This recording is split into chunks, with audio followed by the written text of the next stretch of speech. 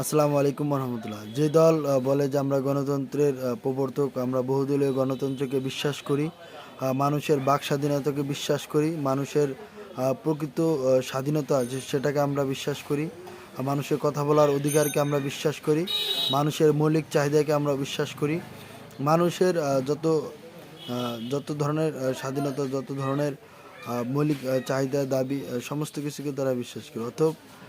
অথচ আমরা দেখলাম গতকালকে এনসিপিতে নব্য যোগ দেওয়া কন্টেন্ট ক্রিয়েটর কাফি তিনি এনসিপিতে যোগদান করেছেন এবং তিনি এনসিপিতে যোগদান করার ফলে তার যে বাড়িওয়ালা বিএনপিপন্থী তিনি কাফিকে বাড়ি থেকে বের করে দিয়েছেন এবং তাকে আর ভাড়া দিবেন না বলে জানিয়েছেন। এবং কাফি জিজ্ঞাসা করেছিল যে আসলে কিসের জন্য আপনি ভাড়া দিবেন না, আমি গত 3 বছর থেকে এই বাসায় আছি। তখন বাড়িওয়ালা বলে যে তুমি এনসিপিতে যোগদান করেছো, যেহেতু আমি বিএনপি করি সেক্ষেত্রে তোমাকে আর বাড়ি ভাড়া দেওয়া হবে না। এবং আরও দুঃখের বিষয় যে কাফির রিজিকে হাত দিয়েছে, কাফির পেটে লাথি মেরেছে। কাফি একটি ব্র্যান্ড অ্যাম্বাসেডরের সাথে 1 বছরের একটি চুক্তিতে ছিল, সেই ব্র্যান্ড অ্যাম্বাসেডরকে চাপ প্রয়োগ করে মূলত তার যে 1 বছরের চুক্তি, সেই চুক্তিটি বাতিল করা হয়। এটা স্পষ্ট বিএনপির দ্বিচারিতা।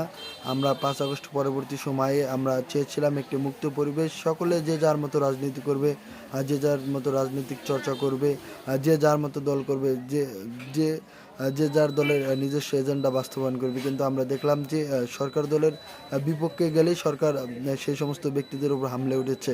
আমরা দেখেছি দেবীগঞ্জে জ্বালানি প্রতিমন্ত্রীর বিরুদ্ধে একটি ফেসবুকে পোস্ট করার কারণে একজনকে গ্রেপ্তার করা হয়েছে। গত 22 দিনে প্রায় 5 জনকে গ্রেপ্তার করা হয়েছে শুধুমাত্র সরকারের সমালোচনার করার কারণে।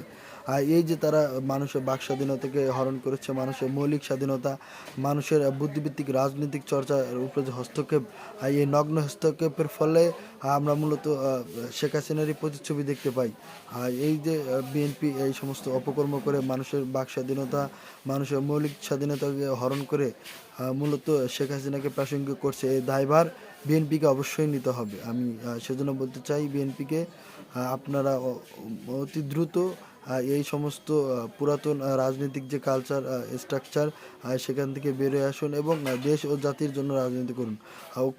ঐক্যবদ্ধভাবে সকলকে মিলেমিশে নিয়েই মূলত আগামীর পথ চলা আপনাদের পরিচালনা করা উচিত। অতএব সময় থাকতে এখনই ফিরে আসুন, না হলে পতিত ফ্যাসিস্ট খুনি হাসিনার মতোই আপনাদের পতন হবে ইনশাল্লাহ। আর শেষ সময় বলতে চাই, অনেক দিন থেকে বলা হয় না justice for Hadi, we are Hadi. Hadi